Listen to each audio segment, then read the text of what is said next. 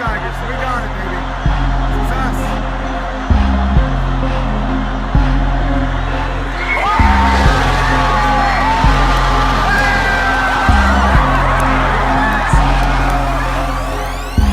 Hughes is the founder and CEO of Bandwagon Fan Club, a fan analytics company built to help teams identify and engage fans that show up on game day.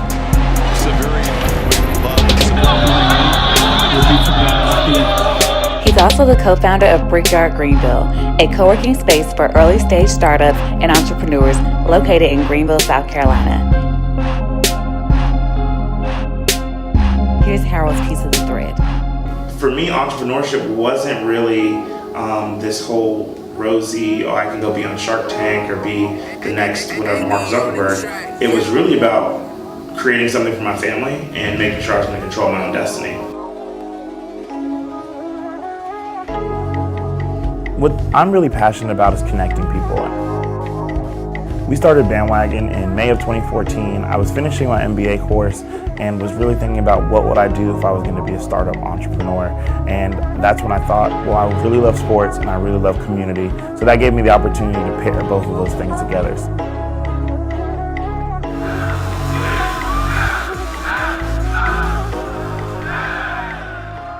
And so when I looked at the way that my brand was being managed, when I hand out a business card that has someone else's company on it, something as simple as that, it really resonated with me being able to say, well, what does this look like if that person decides they no longer want to be affiliated with me?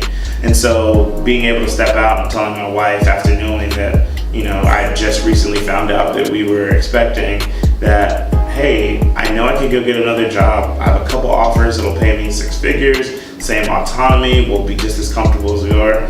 Or, hey, we have this much in savings, I can negotiate a severance of this, and by this date, I'll be able to generate revenue doing consulting or driving for Uber or working for Lowe's. Like, that was more important to me to say, I'm going to give my entrepreneurial journey a shot, a real fair shot, because I'd already done the homework. And that's the real difference. Like, I was able to be courageous or however it plays out, specifically because I did the work in the beginning to know that if I was going to make this leap, it was a calculated risk and I knew what was the upside and the downside, and so I was able to make it. But it was definitely an interesting conversation and decision overall. So my number one thing for advice for entrepreneurs is to get feedback.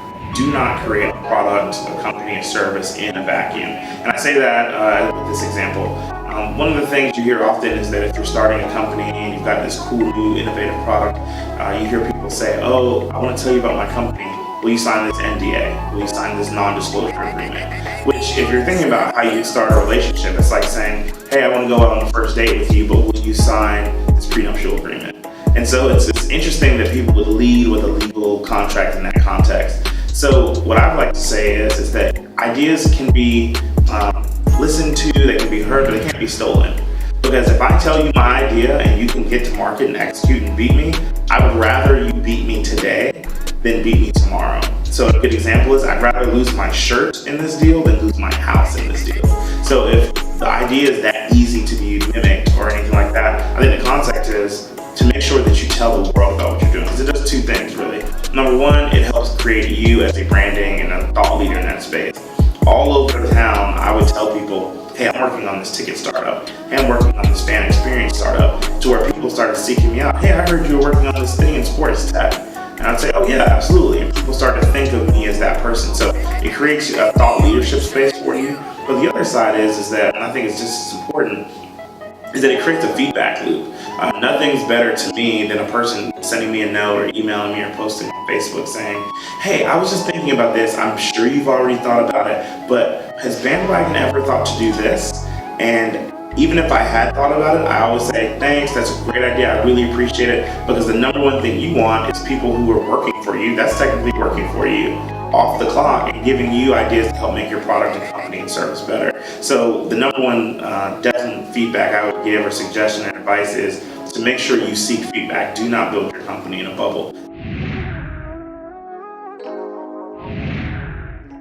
Thank you so much for watching this video. If you enjoyed it, make sure you like it. To see more videos like it, make sure you subscribe. As always, we'd love to hear your feedback, so comment below and share with all your friends because there is so much more to come.